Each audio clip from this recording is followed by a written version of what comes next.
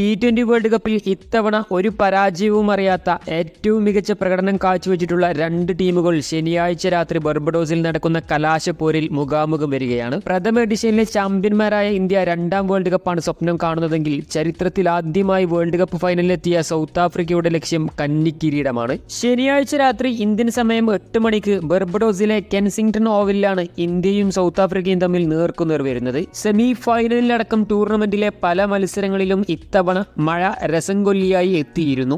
മഴയും പിച്ചിലെ ഈർപ്പവും കാരണം ചില മത്സരങ്ങൾ ഫലമില്ലാതെ ഉപേക്ഷിക്കപ്പെട്ടപ്പോൾ ചിലതിൽ ഓവറുകൾ വെട്ടിച്ചുരുക്കുകയും ചെയ്തു. ഫൈനലിലും കാര്യങ്ങൾ അത്ര ശുഭകരമാവില്ലെന്നാണ് പുറത്തുവരുന്ന റിപ്പോർട്ടുകൾ. ഫൈനലിൽ മഴ വില്ലനായി വന്നാൽ എന്തായിരിക്കും സംഭവിക്കുക? ആർക്കായിരിക്കും അത് ഗുണം ചെയ്യുക? ഇതിനെക്കുറിച്ച് പരിശോധിച്ച് നോക്കാം.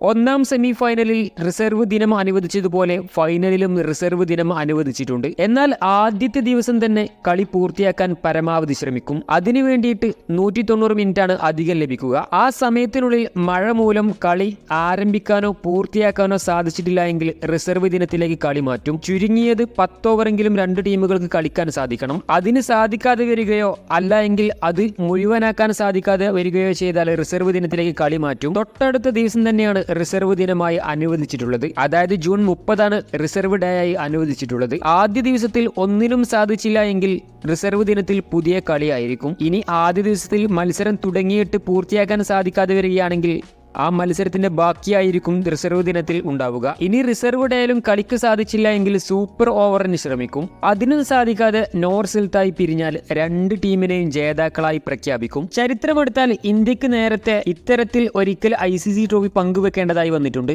2002 ചാമ്പ്യൻസ് ട്രോഫിയിലാണ് ഇന്ത്യയും ശ്രീലങ്കയും കിരീടം പങ്കിട്ടത്. ഫൈനൽ ദിവസം റിസർവ് ദിനവും മഴ കാരണം മത്സരം പൂർത്തിയാക്കാനാവാതെ ഉപേക്ഷിക്കപ്പെടുകയായിരുന്നു. തുടർന്നാണ് ഇന്ത്യയും ശ്രീലങ്കയും ട്രോഫി പങ്കുവച്ചത്. ബർബഡോസിലെ ഇപ്പോഴത്തെ കാലാവസ്ഥ നോക്കുമ്പോൾ മൺസൂൺ സീസൺ ആയതിനാൽ കരീബിയയിൽ പലയിടങ്ങളിലും മഴയുണ്ടാവുമെന്നാണ് പ്രതീക്ഷിക്കപ്പെടുന്നത്. കഴിഞ്ഞ 2 സെമി ഫൈനലുകളിലും ഇടയ്ക്ക് മഴ തടസ്സപ്പെടുത്തുകയും ചെയ്തിരുന്നു. ഫൈനലിലും കാര്യങ്ങൾ വ്യത്യസ്തമല്ല.